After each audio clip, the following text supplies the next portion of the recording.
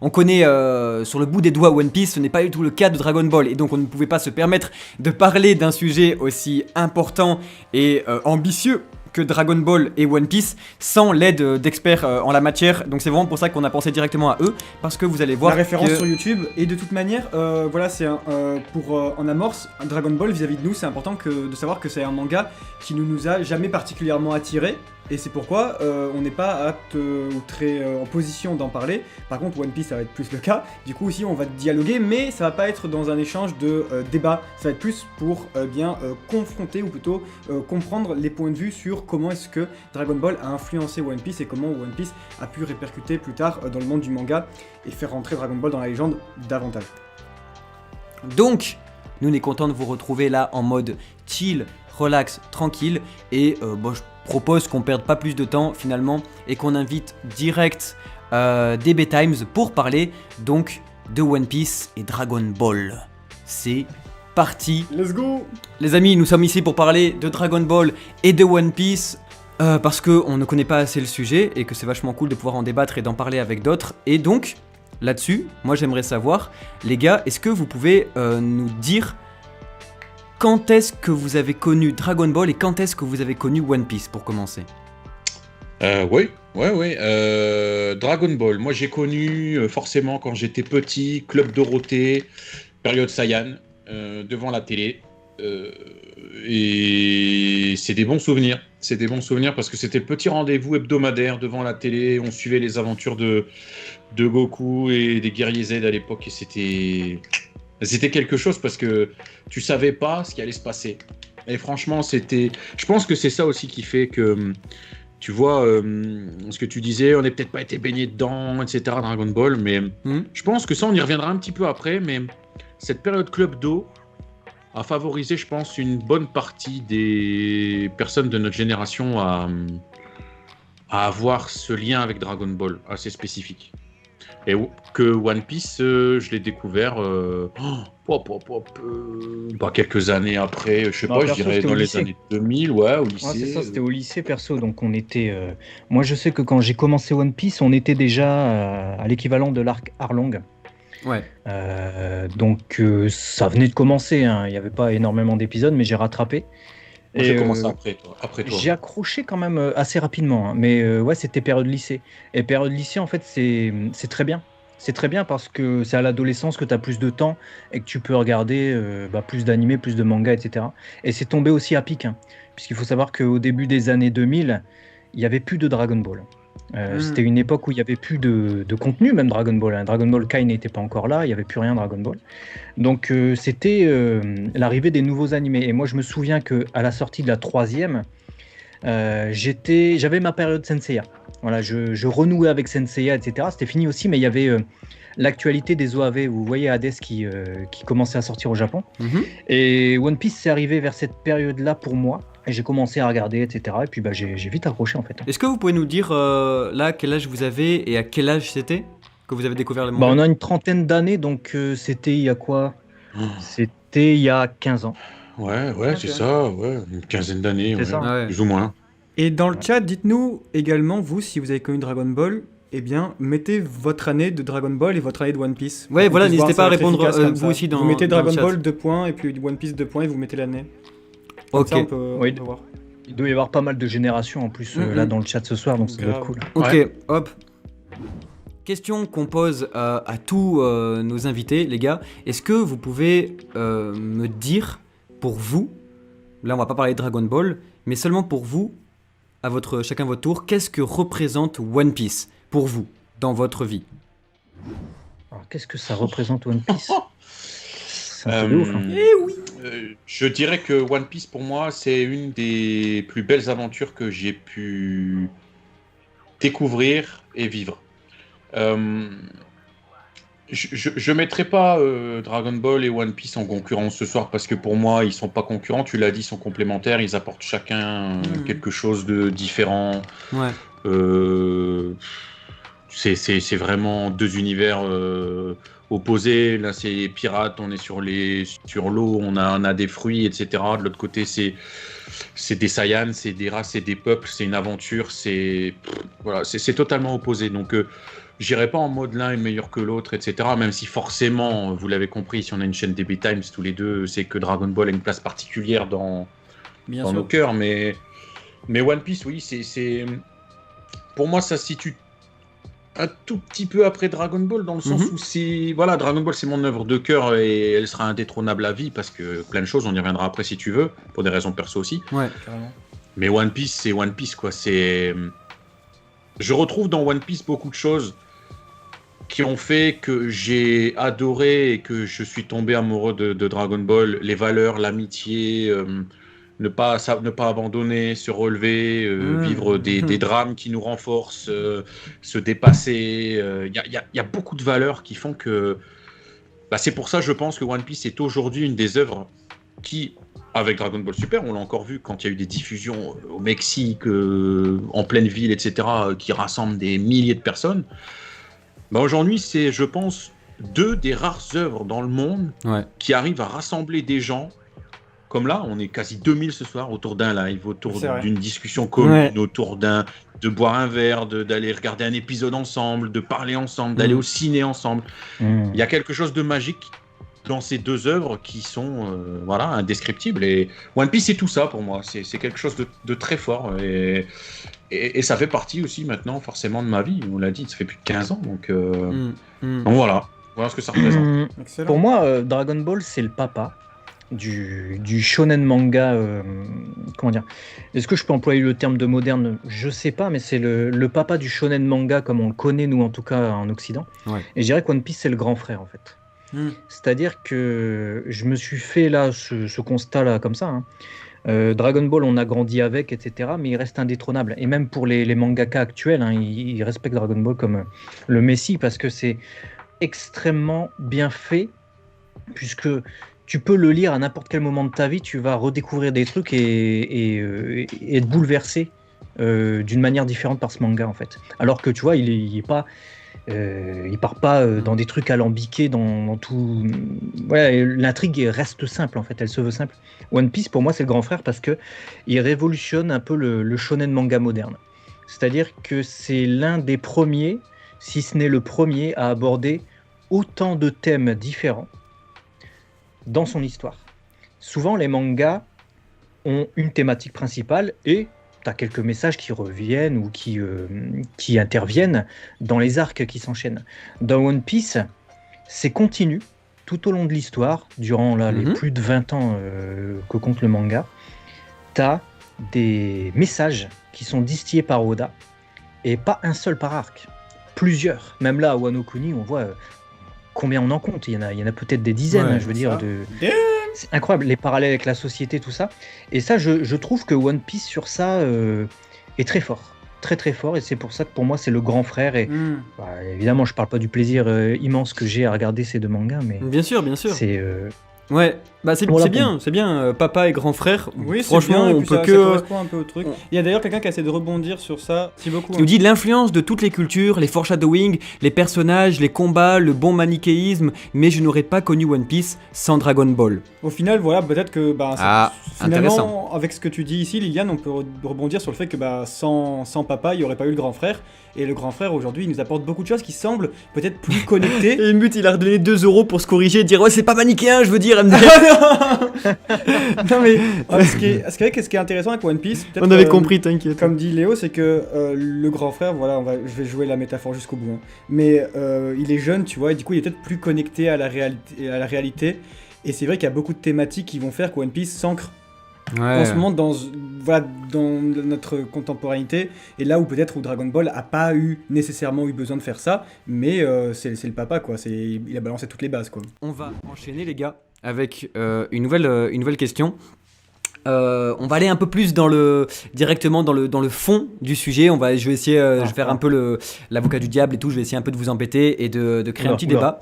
Parce que, un truc qui m'intéresse, non, et pour le coup, dites-moi ce que vous en pensez. Dragon Ball, la majorité du manga, est-ce qu'on peut le dire que elle se repose quand même sur l'affrontement, sur les combats, sur voilà. Alors que chez One Piece, au contraire, tous les combats et tout, ils seront beaucoup absents. Vous savez, ils seront beaucoup en off-panel, ou bien les meilleurs, ils vont concerner que Luffy, que le héros principal. Là, tu fais un constat un peu, que c'est quoi que tu veux leur Non, dire. voilà, je veux dire, est-ce que l'on peut donc remarquer ici que la plus grande différence, la première et grande différence entre One Piece et Dragon Ball, entre ces deux shonen majeurs, eh bien, c'est le combat. Je suis d'accord. Je suis totalement d'accord. Pour moi, Dragon Ball s'inscrit dans la continuité des shonen nekkets. Donc, littéralement, c'est le sang chaud. Ouais, Ouais, sang bouillant. sans en bouillant, fait. ouais. C'est les shonen manga où tu as un héros qui va à la confrontation et qui va se surpasser pour accomplir quelque chose. Et ça va nécessairement le mener dans les combats. One Piece a un peu de cette facette-là. Arboré pas mal de cette facette-là, surtout au début, dans la première partie, je trouve. Mais plus ça va, plus dans l'écriture d'Oda, effectivement, tu as raison. Il va préférer mettre en avant des intrigues, quitte à en mettre beaucoup, hein. Et les combats passent un peu au second plan et sont parfois ellipsés au profit justement de ne garder que les combats principaux. Donc pour moi, c'est ça la principale différence, c'est que One Piece, j'arrive pas véritablement à le considéré comme un shonen nekkets pour moi. Donc en fait, c'est comme si Dragon Ball et One Piece n'étaient même pas dans la même catégorie de shonen. Intéressant. C'est des shonen manga, mais pas intéressant, ça. pas alignés sur le même truc. D'accord, très bien. Et là où j'apporterais un peu de nuance, Vas-y. tu sais, sur la façon de l'énoncer, parce que je sais et qu'on a lu et qu'on a beaucoup de retours où malheureusement il y a aussi cette caricature, c'est-à-dire que Dragon Ball est dans ce domaine, comme Léo l'a dit, du shonen nekkets, dans son écriture, parce qu'on a aussi les arts martiaux qui sont au centre Ouais. de l'intrigue, de l'histoire de Dragon Ball, donc il est normal à un moment donné de retrouver Bien aussi sûr. toute cet art qui s'exprime. Maintenant, j'ai mis une nuance dans le sens où Dragon Ball, ce n'est pas que des combats. Les combats sont souvent une résultante, c'est-à-dire que tout ce que le héros a appris, a acquis pour se développer, parce qu'il a cette motivation de toujours se dépasser, de toujours être le meilleur, voilà, c'est une motivation personnelle, ne va pas servir à tort et à foison juste pour dire de se foutre sur la gueule. Ça va toujours servir le scénario dans le sens où là, il y a un besoin de se dépasser, il y a un besoin de s'entraîner, il y a un besoin d'apporter mes connaissances, mon savoir, mon art, mes capacités pour le bien d'autrui, pour sauver mes amis, pour sauver la Terre, avec des menaces de plus en plus élevées. Vous connaissez pour la plupart les intrigues, je ne vais pas les répéter. Donc du coup, on ne regarde pas les combats, et Dragon Ball n'a pas ce secret d'avoir autant réuni les gens en étant dans la caricature du combat, en mode « Oh ouais, ils se mettent sur la tête, c'est de la bagarre !» C'est la bagarre. Non, c'est pas la bagarre. Jean-Pierre. Eh, mais c'est les minables. Les minables, ils vont te décoller la tête, ok? Non mais j'exagère, mais il y a Ouais, beaucoup encore du Non, mais oh, c'est Dragon pour- Ball, de toute je façon, m'excuse Dragon parce Ball que- Z, c'est ouais. de la bagarre. C'est pour ça, C'est pas ça. je voulais vous y emmener en fait vers ça, vers cette critique-là de la caricature et tout. Donc je m'excuse un peu, mais je dirige un peu l'interview, mais c'est parce que c'est intéressant d'avoir votre point de Mais vue c'est bien, là-dessus. non mais c'est bien parce que ça permet de le dire. Voilà. Voilà, C'est bah, bien exactement. parce Bah tant que, mieux, c'est la réponse aussi que j'attendais. Donc vous deux là, vous avez dit les deux choses c'est cool parce que vous avez dit à la fois que One Piece et Dragon Ball étaient un peu différents au niveau du combat, mais aussi que Dragon Ball, eh bien on le critique souvent à tort en disant que c'est que du combat, même si eh bien c'est beaucoup ça. Eh bien il y a énormément de messages derrière. Et d'ailleurs, en parlant de messages, ça va être ma deuxième question. Hop là.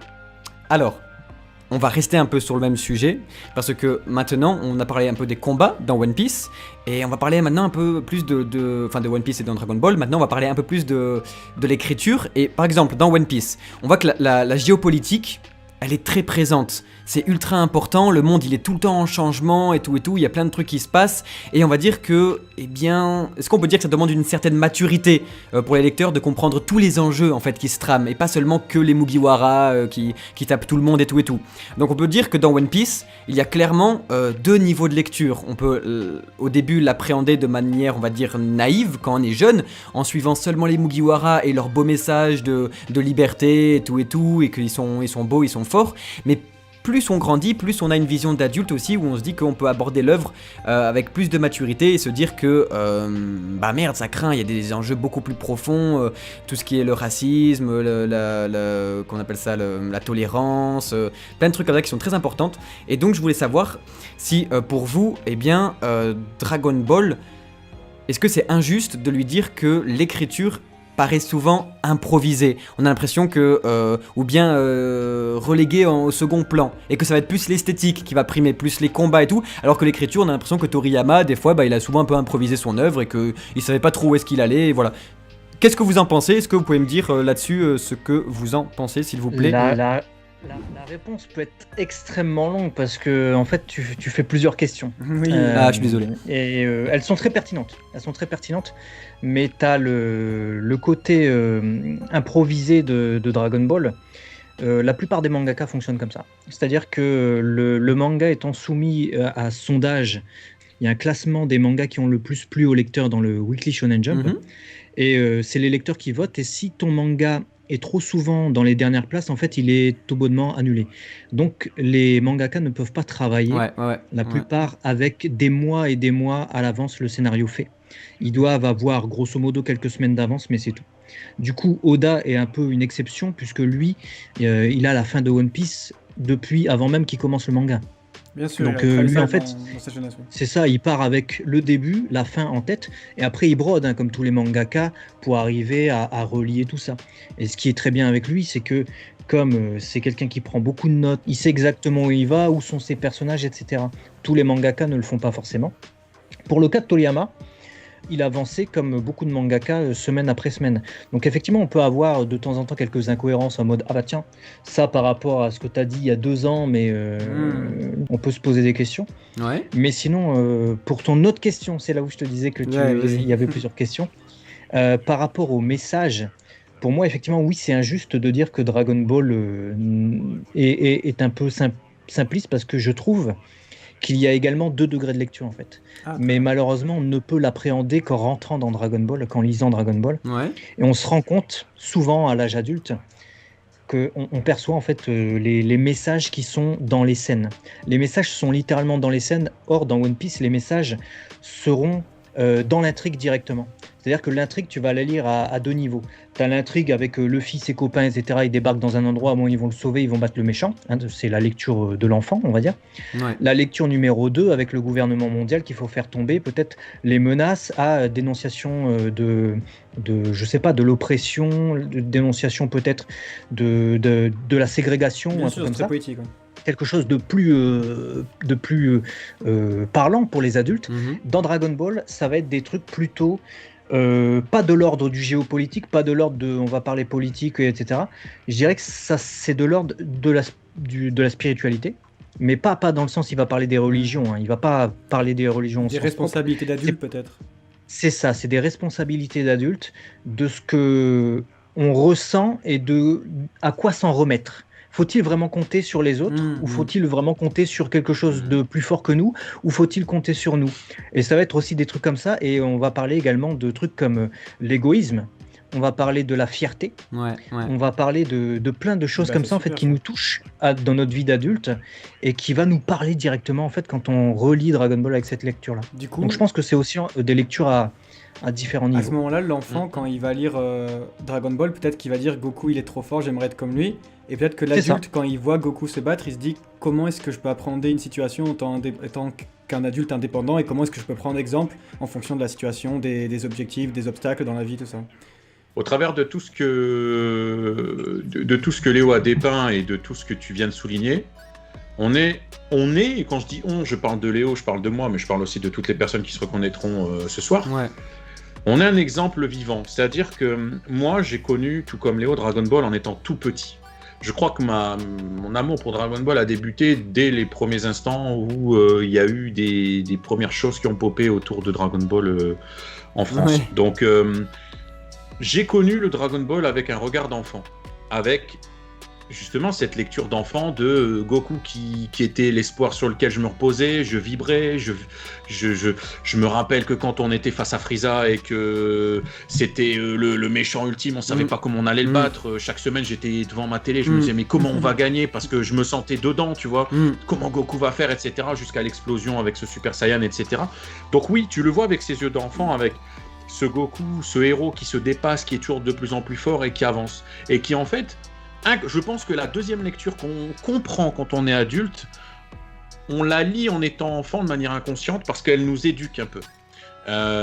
comme un papa ou une maman pourrait te donner des règles de vie pour être poli, pour être respectueux, pour ne pas abandonner, c'est pas parce que tu as eu une mauvaise note à l'école que t'es qu'un bon à rien. Voilà, c'est pas grave, relève-toi, repousse tes limites, développe-toi. Voilà, des trucs que tu dirais à un enfant. À ce moment-là, il est pas en train de te faire une thèse de master ou de doctorat sur la spiritualité, la psychologie humaine. C'est des conseils qu'il reçoit en tant qu'enfant et qui joue sur sa confiance, qui va jouer sur son développement personnel, sur plein de choses. Et Dragon Ball est bourré de valeurs comme ça, comme Léo l'a dit. Est-ce que la fierté c'est bien? Est-ce que l'orgueil c'est bien? Est-ce que l'amitié, se dépasser, ne pas abandonner, plein de choses. Il y a énormément de choses comme ça. Léo et moi, vous, à la trentaine, donc on n'a pas le même œil, on a une expérience de vie, on a vécu plein de choses entre les premiers jours où on a découvert Dragon Ball et aujourd'hui. Je suis pas déconnecté dans mes deux lectures, parce que les deux lectures en fait se croisent, parce que l'un entraîne l'autre, et finalement, je sais pouvoir te dire aujourd'hui que je ne serais pas qui je suis aujourd'hui sans Dragon Ball. C'est pas possible. J'ai grandi avec plein de valeurs. Tu m'étonnes. Qui font que je suis qui je suis aujourd'hui pour ça. Léo et moi, on a eu plein de... Malheureusement, on n'est pas là pour faire un apogée de notre vie, mais on a eu des illusions, comme tout le monde. Plein de moments dans la vie où on a voulu abandonner sur plein de domaines. Mais on l'a jamais fait. On s'est acharné, on a été déterminé, on a revu les choses différemment, on s'est soutenu, on essaie de regarder. Parce que je pense que Dragon Ball nous a véhiculé ses valeurs. En mode, n'abandonne pas. Voilà, fais un retrait sur toi-même, regarde comment tu peux faire les choses, sois déterminé. Voilà, bref. Donc, tu vois...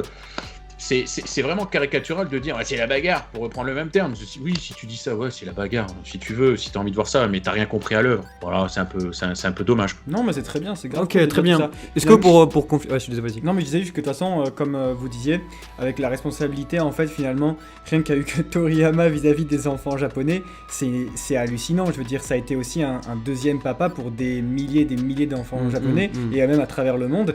Je veux dire, ça me fait penser aux bandes annonces qu'il y avait eu pour les jeux Dragon Ball, où on voyait tous les enfants, ils reprenaient dans les années 80-90, tout ça. Il y a eu tellement, l'impact a tellement été grand, et peut-être que aussi, vous comme ça, vous avez un peu été éduqué avec un second papa. Pour compléter, je vais vous poser une petite question comme ça, pour compléter tout ce que vous nous avez dit. Est-ce que Dragon Ball vous a aidé à grandir et vous êtes encore aujourd'hui à grandir? Okay. Ah oui, assurément. Au quotidien même. Au quotidien, oui, bien sûr. C'est vrai qu'on peut pas le renier. En tout cas, moi, si je devrais juste donner mon avis, j'ai vraiment juste 2 secondes. Je trouve qu'en fait, Dragon Ball, là où c'est vachement beau, c'est que il aura toujours sa place de premier en fait. Et ça, on pourra jamais lui enlever parce que forcément, One Piece fait peut-être mieux sur plein de petits domaines, mais plus tard, il y aura des mangas qui vont faire tellement mieux que One Piece en fait. Sauf que One Piece n'aura jamais été le premier. Et ça qui est beau, c'est que Dragon Ball, on a l'impression que c'est, je sais pas comment expliquer, on a l'impression que c'est le vieux avec la canne qui regarde les autres sur un banc et qui se dit allez les gars grandissez, tu vois. mais tu vois ce que je veux dire, genre c'est Captain America à la fin du film. One Piece, il est intemporel parce que ça dure depuis super longtemps. Autant Dragon Ball, c'est intemporel juste de nom en fait. Mais oui, voilà, et en plus, je veux dire, Dragon Ball, ça continue encore en fait. C'est ça qui mais ce sera jamais fini parce que. C'est-à-dire qu'au-delà de traverser plusieurs générations, comme ça continue. Il y a des nouvelles générations encore qui sont touchées. Il y a des fans là, ils ont 6, 7, 8 ans, des nouveaux fans de Dragon Ball. Parce qu'ils découvrent avec Dragon Ball Super, et après, ils découvrent le manga ou les premières séries animées. One Piece, c'est encore en cours. Donc je pense que pour le moment, c'est un peu trop tôt pour juger l'impact que peut avoir One Piece. C'est ce qu'on disait avec le chef Otaku la semaine dernière, l'impact il va arriver après. Dire ça. Les générations d'après, tu vois. Ouais, c'est ça. J'ai un exemple concret, je l'ai vécu il y a peu, ça m'a fait bizarre et sourire en même temps. Mon voisin. C'est ces 2 garçons, et en fait, je les entendais derrière, parce que c'est une maison mitoyenne. J'entendais qu'ils faisaient Kamehameha. Le cliché incroyable. Et un jour, je suis sorti, et puis il me dit, parce qu'il voit un t-shirt Dragon Ball, il me dit monsieur, vous aimez bien Dragon Ball? Alors, dans ma tête, j'ai souri parce qu'il sait pas tout ce qu'il y a derrière, tu vois, donc j'ai souri. Je dis ah oui, je dis oui, j'adore Dragon Ball et tout. Ça, c'est une scène de shonen. Il me dit je suis le plus grand fan et le plus grand collectionneur de Dragon Ball. Qui me dit. Et je lui dis, et je sais qu'il a 8 ans. Et puis moi, je lui dis comme ça pour rigoler, t'es sûr? Et puis il me fait ah ouais, c'est sûr et tout. Et je lui dis un jour, je te montrerai ma collection, etc. Il y avait des étoiles dans les yeux. Et rien que pour ça, tu vois, tu te dis. C'est trop beau. Il y a 25 ans qui nous séparent. Et je me suis dit, et je me suis vu petit quand j'avais mes cartes, mes POG, mes petites figurines AB, etc. Et je me suis dit, c'est beau que ça se transmette Moi, je comme me fais ça trop et beau, là, que j'avoue. Ouais, et c'est Tu vois, ouf que, comme c'est- tu dis, c'est toujours mignon. la même chose, quoi. Toujours la même chose. Ouais. Il est pas en train de collectionner des trucs. Récent, tu vois, des des- nouveaux des- personnages, il voilà, fait vraiment un et- Kamehameha, quoi. Il est en train de collectionner les Goku. Il nous dit Toriyama, n'anticipez pas la suite de l'aventure. Ah bon? Est-ce que vous pouvez nous confirmer ça ou pas, les gars? Alors c'est vrai et pas vrai. C'est-à-dire que, bah, comme je l'ai dit tout à l'heure, en fait, comme il avait plusieurs semaines d'avance, en fait, il avait quand même des idées de ce qu'il voulait faire. Et par exemple, l'arc Frieza, l'arc Namek qui n'intervient fin 89, début 90, il l'avait déjà en tête en 88. Donc 2 ans avant, Mhm. lorsqu'il faisait le Mhm. 23e Tenkaichi Budokai, donc avec Piccolo contre Goku. Donc il savait où il voulait aller. Il voulait déjà parler des origines de Goku, origines extraterrestres, aller jusqu'à une menace encore derrière. Donc il anticipait quand même. Mais il est vrai que, comme beaucoup de mangaka, Ouais. parfois, il ne savait pas concrètement quel était le contenu de 2 chapitres après, tu vois. Ouais. Il savait où il voulait aller, Ouais. mais le contenu, Ouais. ce qui allait se passer, bon. Ok, très bien. Alors, les gars, si je vous dis, un valeureux guerrier s'en est allé aujourd'hui. Il s'appelait Vegeta. Vegeta. L'histoire ne retiendra de lui que son courage, mais ses proches ne sauront jamais à quel point il les aimait. Adieu, Vegeta. Est-ce que, déjà, ça vous connaissez, c'est sûr et certain, on peut dire que dans Dragon Ball, on meurt souvent, mais on meurt jamais.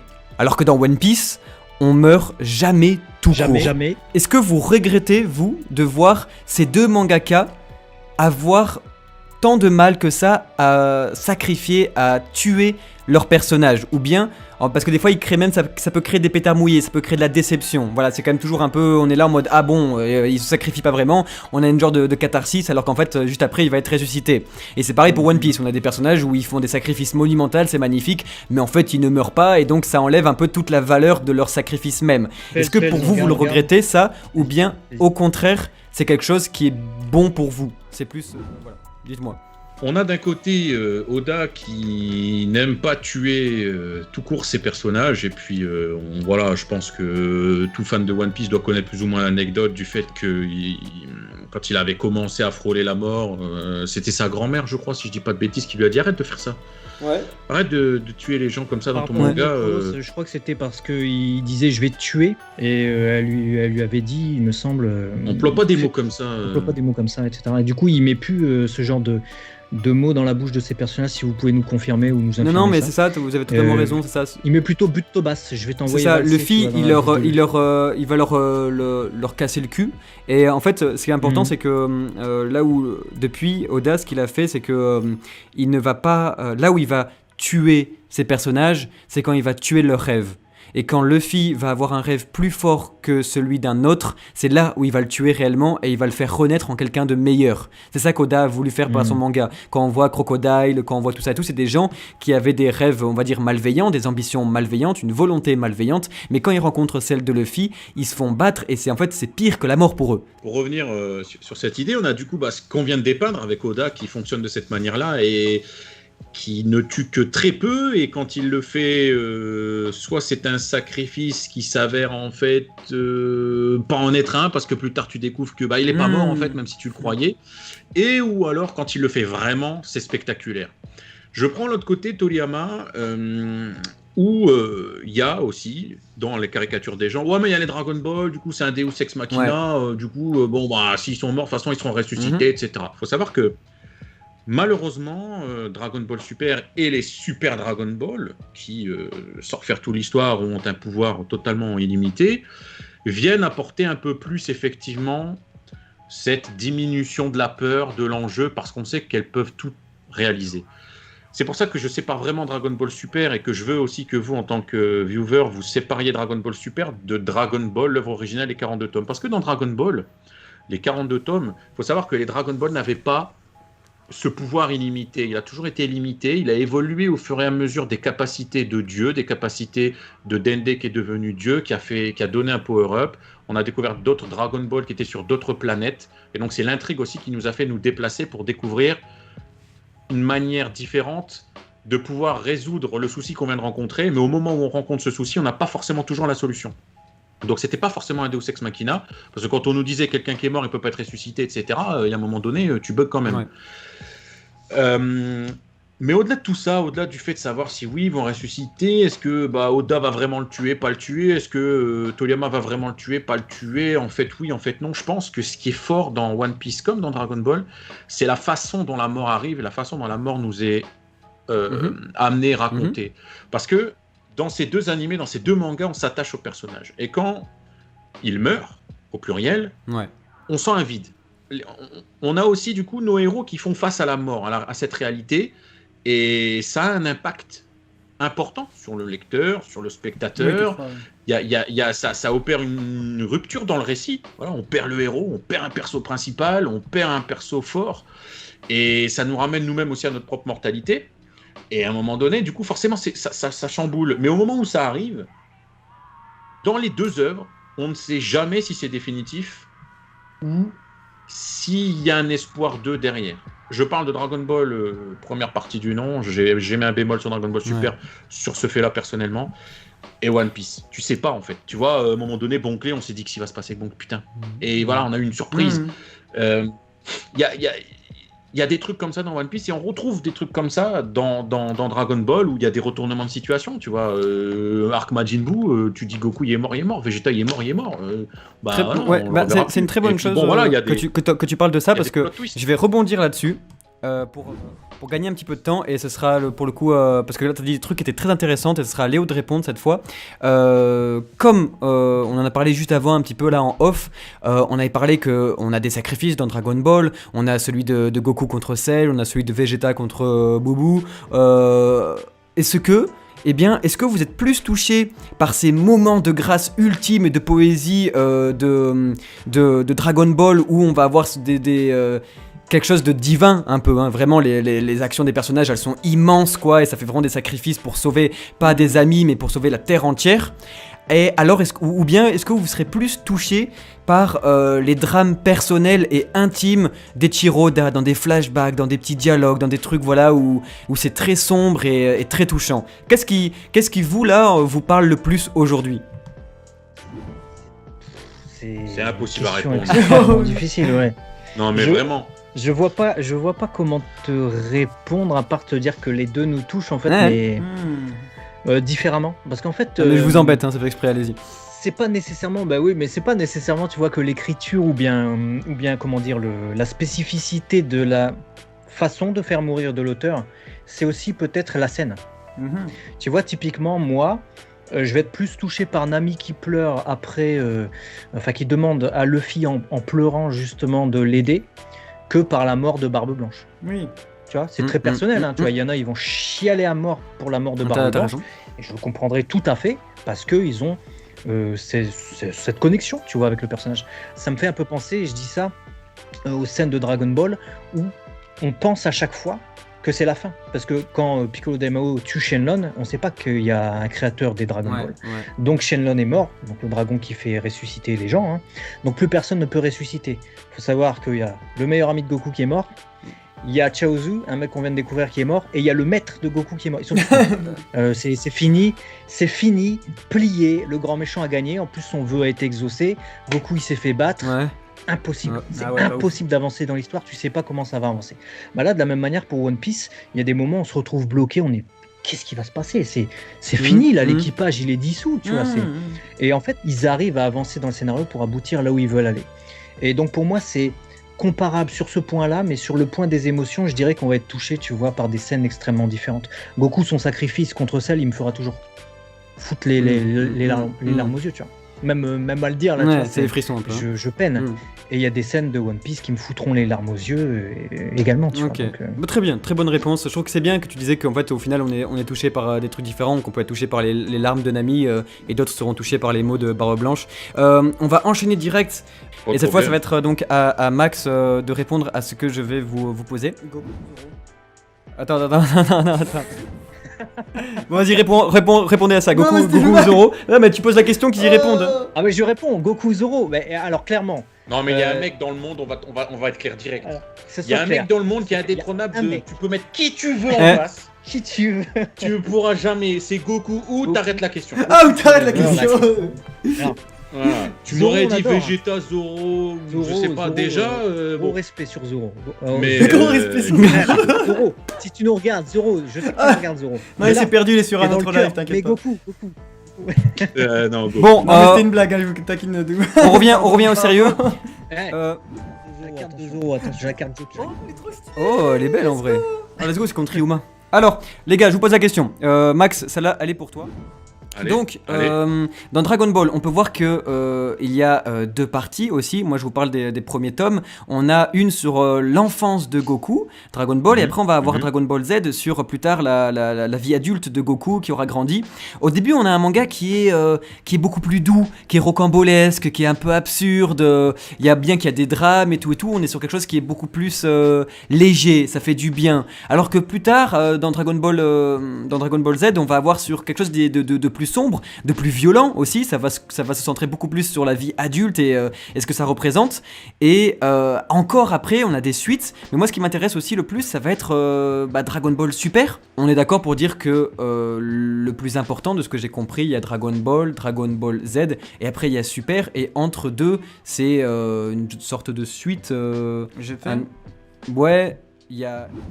Bon, vous allez nous éclairer là-dessus, mais en gros, pour vous, c'est quoi la meilleure partie de Dragon Ball? C'est quoi le truc que vous dites, mais putain, mais les gars, il y a pas question Dans en One fait. Piece, donc, en gros, ce qu'il veut dire par là, c'est que dans One Piece, on est capable de répondre à cette question-là. Je pense plus ou moins les fans peuvent s'accorder sur certains arcs et tout ça. Est-ce qu'il y a des pics dans Dragon Ball? Et c'est quelle génération? C'est quoi? Et qu'est-ce qui fait l'âge d'or de Dragon Ball pour vous? Alors en fait, pour reprendre un petit peu, pour recentrer un petit peu tout ce que tu as dit, là tu as dépeint plutôt l'image de l'animé. C'est-à-dire que l'animé, 153 épisodes Dragon Ball, ensuite coupure, on débute Arc Saiyan, Dragon Ball Z, 291 épisodes. Ouais, Ensuite, il y a eu une suite en animé qui est officielle, Dragon Ball GT, mais qui n'est pas canon. Voilà, c'est ça, C'est-à-dire c'est qu'elle- ce que je pensais. Ok. ouais. il faut d'accord. bien différencier l'officiel du canon, c'est-à-dire que canon ne fait pas partie de l'œuvre originale, mais elle est officielle dans le sens où Toei Animation, qui est le studio d'animation Dragon Ball, l'a fait, donc on peut pas dire qu'elle n'existe pas, elle est Ouais, officielle. ouais, Mais ouais. maintenant, à toi ou non de considérer Ouais. que c'est ta suite. Pour Toriyama et pour l'œuvre originale, donc on va dire le papier et le manga, ce n'est pas Voilà, sa c'est suite. ce flou-là que C'est j'avais pas compris, aujourd'hui moi, mais très Dragon bien. Ball Super qui se positionne, on va dire comme ça, comme étant la suite de Dragon Ball, puisque ça se situe avant le 28e Tenkaichi Budokai. Maintenant, moi je vais te parler aussi manga, œuvre originale, pour que tu aies le fond de ma pensée. Dragon Ball, c'est Dragon Ball. Dragon Ball Z n'a été découpé, le terme Z n'a été découpé que pour Très l'animé. bien.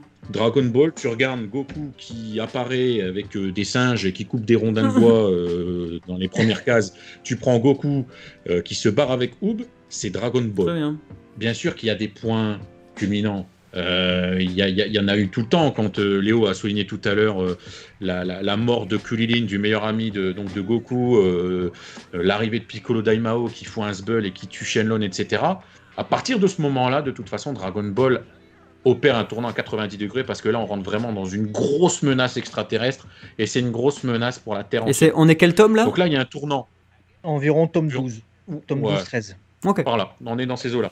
Forcément, tu as des points culminants, et c'est ainsi qu'on a eu Vegeta, Nappa, après on a dû partir sur Namek, on a eu Frieza, on a eu le Super Saiyan, le Super Saiyan 2, donc des points culminants, il y en a plein, et des moments clés que tout le monde retient, qui, voilà, on ferait les moments les plus marquants, on en sortirait quelques-uns. Maintenant, si tu me demandes mon avis personnel, je suis incapable de te dire quel est Ouais. le moment le plus important, parce que, en fait, c'est bête ce que je vais te dire, mais pour moi, Dragon Ball, c'est vraiment les 42 tomes. C'est-à-dire que je suis l'aventure de Goku, du petit Goku, jusqu'à sa métamorphose et tout ce qu'il a apporté à la fin. Donc, en fait, j'ai du mal à te dire, celui-là. Là où, effectivement, dans One Piece, il n'y a pas forcément un enjeu qui, même si tu as énormément de foreshadowing, mais tu as des moments clés dans un arc qui ne sont pas forcément liés à un déroulé. C'est ce qui se passe à ce moment-là qu'il faut résoudre. Il y a cette petite nuance peut-être entre les deux, mais voilà, si tu veux mon avis, Dragon Ball, c'est tout en fait. Voilà. Je sais pas, ce serait peut-être intéressant d'avoir la vision de Léo très rapidement. Vas-y, Léo, aussi, dis-nous. mais, Moi, je suis globalement d'accord avec toi. Hein. Après, évidemment, il y a les fans ressortent plus certains arcs que d'autres. Après, si c'est ça ta question, on peut y répondre, je pense. Mais J'ai la même vision que toi par rapport Du à Dragon coup, Ball. parce que en gros, dans Dragon Ball, les arcs qui ont été un peu culminants, ça va être lorsque la menace, du coup, elle va être plus grande, c'est ça? Est-ce que dans One Piece, c'est la même chose pour vous? Est-ce que c'est quand les Alors, héros je sont en dirais- je danger dirais que qu'on c'est- aime le plus? Peut-être. Alors ça, je pense que c'est pas forcément lié, encore que. Je dirais que Mhm. ça, c'est l'enjeu en fait. C'est le principe de l'enjeu dans un manga, tout simplement. Et je pense que dans One Piece, effectivement, on n'a jamais été autant en panique que à Sabody quand t'as Kuma qui fait. Ok, on voulait vous Tu amener dégages, là-dedans. ouais, et bien puis- vu, Tu bien vu. dégages. Je le suis choqué. Voilà, là Je lui ai c'était la défoncé. PLS. Je les distribue. Ou alors à Marineford, évidemment, quand c'était Ouais. avec Ace et tout ça. Pour Dragon Ball, je dirais que c'est un peu pareil. C'est les gros moments désespérés, peut-être qui ont le plus marqué les esprits. Et donc nécessairement l'un des moments qui a le plus marqué, forcément, c'est sur Namek contre Frieza, où en fait il y a pas mal de coups de théâtre. Juste, merci encore Liliane pour tes 5 euros, décidément, qui nous dit le problème de tout manga est le nombre de personnages dans One Piece. C'est bien géré parce qu'il gère un équipage, mais dans Dragon Ball, c'est Goku et Vegeta. Est-ce que pour vous, il y a Goku et Vegeta et les autres ou pas? Je suis pas Pas d'accord. d'accord. Ah, intéressant. Ah, très bien ça. Liliane, merci, Pas tu d'accord vas du tout. rapporter un petit débat Vas- de famille là. Tu vois, on a parlé de l'arc Namek. Justement, Goku était totalement écarté dans l'arc Namek. Mhm. C'est l'arc qui a vu effectivement la naissance de Vegeta en avant. Les protagonistes, c'était donc Bulma, c'était Gohan et c'était Krillin, donc Krillin dans la VF. Et c'était ça, les personnages qu'on suivait dans cet arc. Goku, le héros, était totalement à part. Si vous prenez un exemple dans One Piece, ça pourrait être, je sais pas, c'est comme si on avait un arc Impel Down, mais c'était pas Luffy qu'on suivait, c'était Zoro. Ok. On écarte volontiers le personnage principal pour faire briller d'autres Ouais, il y personnages. a. Le ouais, truc de qu'est-ce que- Goku et Vegeta tout le temps à deux, en fait, ça c'est Dragon Ball Super. Ça. Ah, très C'est bien. Ok. Dragon Ball Super a extirpé ce qui est resté de l'arc Majin Buu, où effectivement ils finissent à deux pour combattre le. Mais c'est la finale, ça en fait, de l'arc. Et en fait, c'est ce qu'on se tape maintenant dans tous les arcs de DBS. Ma prochaine question, les gars, et pour vous à ce moment-là, très bien, on va y aller. Dragon Ball Super, eh bien, tout simplement, bonne chose ou non? Fan service ou non? Est-ce que ça rend hommage à l'œuvre ou bien au contraire, est-ce que ça la déconstruit? Qu'est-ce que vous pensez depuis 2015 de cette suite en fait? C'est trop tôt pour dire si c'est une bonne chose ou une mauvaise chose. C'est une bonne chose pour un truc, c'est que déjà ça entretient en fait le mythe de Dragon Ball et le sujet Dragon Ball en fait. Il est toujours chaud en fait.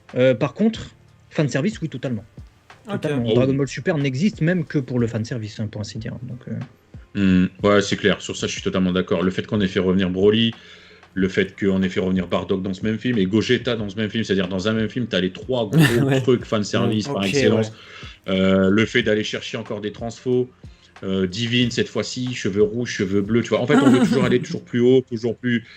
Et est-ce que c'est bien ou pas? On verra à la fin. C'est pareil que Léo. Je ne peux pas juger une œuvre tant qu'elle n'est pas finie. On dit toujours qu'on paye les musiciens à la fin du bal. Donc on verra. Maintenant, ce qui pourrait un jour me faire être très critique envers Dragon Ball Super, c'est que personne ne t'a rien demandé. Mais si tu le fais, s'il te plaît, le minimum que tu puisses faire pour les gens qui aiment cette œuvre, c'est de le faire bien. Je comprends, bien sûr. C'est-à-dire, bien sûr. relis ton œuvre, ponce ton œuvre. La seule chose qui pourrait me faire être vraiment critique envers Dragon Ball Super, c'est que je veux juste que l'écriture de mes personnages, peu importe le scénario que tu m'inventes et que ça m'apporte un spectacle, je veux juste que ça respecte Dragon Ball et les personnages de Dragon Ball qui ont fait que tu as eu envie d'en faire une suite. Parce qu'ils ont cartonné ces personnages-là. Bah, respecte-les juste pour la suite que tu Bien fais. sûr. C'est juste ça. Et le Goku actuel de Dragon Ball Super, il est pas très 100% fidèle au personnage Ok. original. Ah, c'est Donc, décevant. ça me Ah, jette. dommage. voilà. En fait, en gros, lorsqu'un objet, je résume ce que vous dites, lorsqu'un objet se veut comme commercial de base, finalement, c'est pas une mauvaise chose tant que il faut que ça respecte à la fois les codes établis par le mangaka, respecter l'œuvre, mais également respecter ses fans qui également ont suivi l'œuvre depuis le début, qui connaissent la psychologie, la construction de chaque personnage. Ça me fait penser un petit peu, c'est tout bête, mais quand on dit que Yu-Gi-Oh, par exemple, le jeu de cartes à jouer, a permis de créer un animé finalement. L'animé était très intéressant. Alors est-ce que Dragon Ball Super, si c'est un produit de base commercial, même s'il est très bien et qu'il respecte l'œuvre, est-ce que ça vous irait?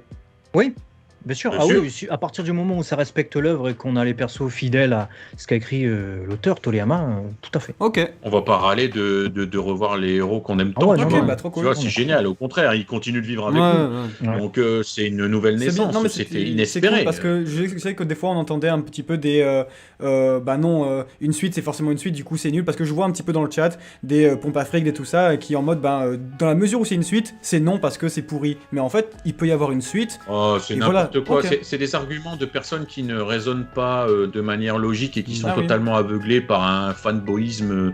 Tu vois, je vais te dire une bêtise.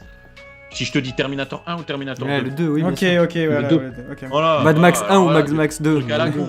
C'est pas parce Mad que Max. tout dépend de comment tu fais quelque chose, de quel acteur va jouer tel rôle, de qui va reprendre le Très flambeau, bien. de l'originalité du Mais scénario. c'est vrai, et de c'est plein de c'est choses. juste ça parce que il faut bien comprendre dans le chat, moi je vous réponds là-dessus, c'est que vous avez raison en soi d'être sceptique concernant les suites parce que les suites d'œuvres qui ont fonctionné, c'est très compliqué à faire, très difficile, c'est un pari immense, mais sachez que de Sûr. les réussir, c'est possible et l'histoire l'a déjà prouvé. Mhm. Donc ne soyez pas si réticents que ça à l'arrivée de suites d'œuvres fleuves parce que elles peuvent être bien. Et c'est parti, dernière question les gars. Ah, je rebondis sur un truc parce que juste que je me sois fait comprendre parce qu'il y en a qui disaient non mais Yu-Gi-Oh ça existait en manga et tout ça. Ça existait en manga seulement c'était pas un manga sur les cartes, c'était un manga sur les jeux de société. Et après les éditeurs ont dit on proposait de centrer le manga sur Un le des jeu- jeux du le- Wii. sur un des jeux de société qui était le jeu de cartes.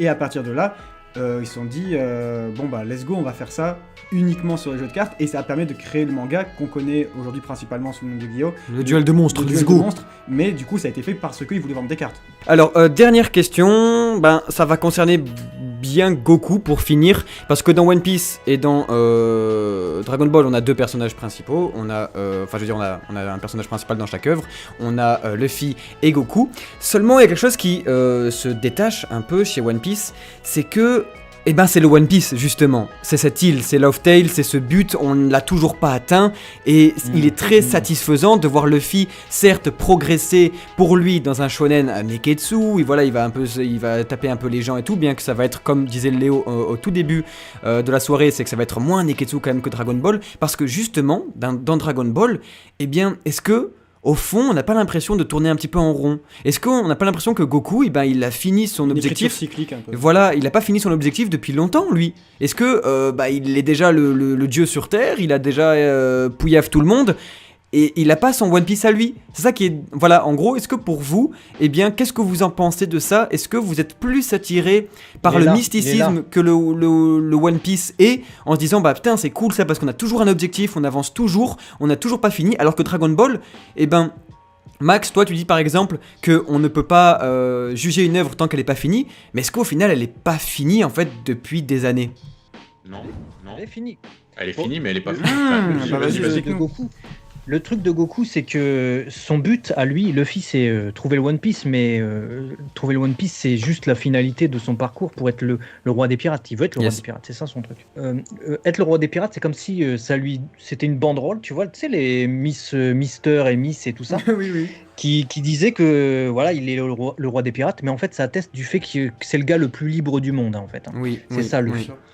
Goku, son but premier depuis le premier chapitre, c'est d'être plus fort en fait, de se surpasser. Donc il veut rencontrer des personnes toujours plus fortes pour justement être le plus fort. À la fin du manga, Goku est le plus fort. Ok. Ça a testé. Donc il change d'objectif. Il va transmettre. Donc à la toute fin du manga, Goku, il rencontre justement quelqu'un qui est fort comme jamais, comme son ennemi précédent. Je spoil pas pour ceux qui voudraient découvrir. Et justement, il va transmettre. Et pour Dragon Ball Super, parce qu'on en parlait tout à l'heure, je fais un petit écart là-dessus rapidement. Comme ça se passe avant la fin en fait. Dragon Ball Super, ça se passe avant la toute fin. Si vous voulez, c'est comme si Dragon Ball Super se passait. Je vous montre. Ça, c'est le dernier tome que j'ai entre les mains. Ouais. C'est comme si ça se passait juste avant cette page-là. Donc il reste ça de Ah, ok. l'histoire. D'accord. Ah d'accord, très bien. Et donc dans Dragon Ball Super, Goku n'est pas encore le plus fort, Ah. etc. Donc tu peux encore créer des scénarios. Ah, je vois Ah, pourquoi ouais. ça se situe là, très bien, c'est plus clair. Ok, maintenant, d'accord, je comprends. Donc c'est pour ça qu'ils l'ont fait situer là. Malgré tout, ça peut créer effectivement quelques problèmes avec la fin en fait. Parce que tu peux te dire, bon d'accord, mais on tourne en rond, parce qu'on sait comment ça se finit. Ça, c'est encore un autre débat. certainement. Et pour le cas de Luffy, je donne rapidement mon avis. Tout comme le débat Shonen Naked, c'est un peu Dragon Ball et One Piece plutôt aventure, je trouve qu'on est sur de l'aventure avec un but. Là où je retrouve Dragon Ball dans de l'aventure, c'est au tout début et très récemment. Quand Toriyama il nous fait des scénarios un peu, comment on appelle ça, space opéra. Dans l'espace, on voyage dans l'espace et il y a de l'aventure comme ça. One Piece, pour moi, c'est une aventure du début à la fin, en fait. Hein. C'est une sorte de road trip, mais sur la mer. Oui. Donc, je dirais que c'est extrêmement différent de Dragon Ball sur cette construction-là. Ouais. Et j'aime les deux, en fait. Je kiffe les deux, mais très différemment. Ok. Très bien. Bah grave cool. Max, si tu veux conclure aussi là-dessus. Bah écoute, non, en fait, on est très très proche dans notre façon de voir les choses. L'idée que Goku, justement, a ce but-là et qui finit par transmettre, etc., sont exactement les choses que j'avais en tête. J'ai les mêmes ressentis. Et ça prouve aussi que, du coup, tu vois, le perso de Goku n'est pas...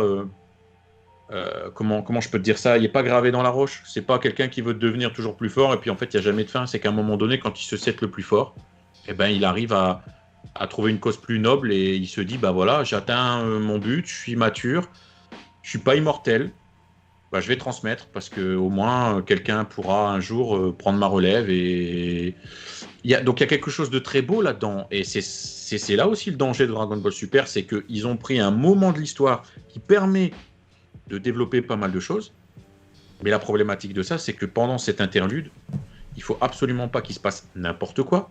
Il faut pas qu'on se lasse du personnage de Goku parce qu'il est totalement différent de celui qu'on a pris juste avant de débuter Dragon Ball Super et celui qu'on va retrouver juste après parce qu'on va revenir à la fin de l'œuvre. Il faut pas qu'on se dise mais il s'est passé quoi pendant cette ellipse, c'est du n'importe quoi en fait. C'est une ellipse de 10 ans. Voilà, c'est ça. Il s'est passé quoi? C'est n'importe quoi. Et comment on va du coup relinker la fin pour que ce soit logique et que cette fin ait un ressenti tout aussi noble. D'accord.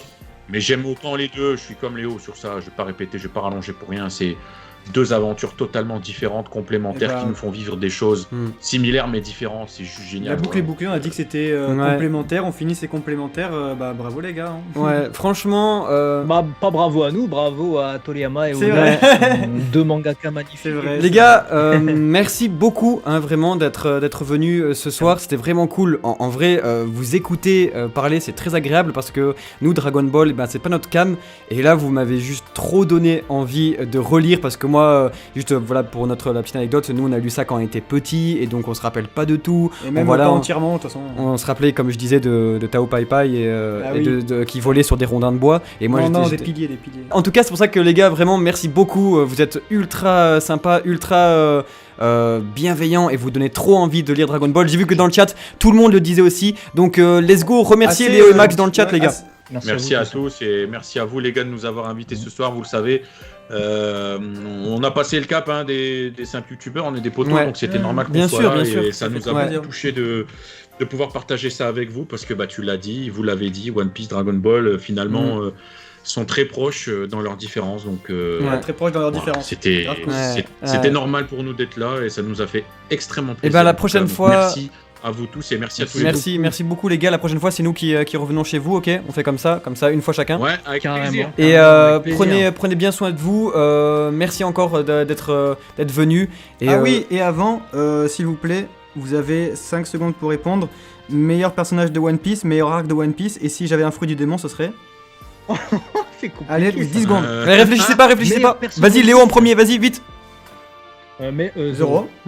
Fruit du démon. Fruit du démon, Allez, t'as un pouvoir dans la vie comme ça et tu l'as maintenant tout de suite. J'ai un pouvoir dans la vie comme ça, et je vais dire n'importe quoi là. Mais t'en as envie. Allez, le goulag. Ok, très bien. Meilleur arc de One Piece maintenant, vite. Meilleur arc pour le moment. C'est compliqué. On est fait stresser à la fin. Allez. C'est compliqué. Arlong. Oh, let's go. Très bien. Ça fait plaisir d'entendre ça. Vas-y Max, vas-y. Fruit du démon. Meilleur perso. Les meilleurs persos, c'est dur parce qu'il y en a plus. Allez, réfléchis pas. Allez, je vais dire le. Let's go. Ok. Oh, le roi. Le fruit, le méla. Oh, ouais, si je pouvais te serrer la main, je le ferais. Et vas-y, arc. J'agis plus rien. Je fais chier mon collègue avec le feu depuis. J'adore. Pyromane. Non mais c'est vrai en plus, à chaque fois qu'il y a du feu. Je sais pas comment on doit le prendre, mais J'adore. ok. En fait, je suis fasciné par cet élément. Ah, C'est bah, vrai, non mais ouais, grave, je comprends, c'est ouais. super. Et dans les animés, c'est Voilà. toujours le plus stylé, hein, de toute façon, le feu. Hein. Et puis meilleur arc. C'est dur. C'est chaud. One Piece est tellement. Eh oui. Les Marineford. Let's go. Allez, d'accord. Let's Très go, bien. merci beaucoup à vous deux. Et il a pas trouvé coton tarp, hein, Marie. C'est vrai que le mec du feu, en plus à Marineford, il fait pas le. Ouais, fais gaffe quand même. Hein. Il y a des traces. Bon, merci beaucoup les gars, passez une bonne soirée, bisous et à la prochaine. Bisous. Allez, Ciao, bisous. ciao. Merci à tous. Ciao, ciao. À la prochaine. Ciao, prenez soin de vous tout le monde. Ciao.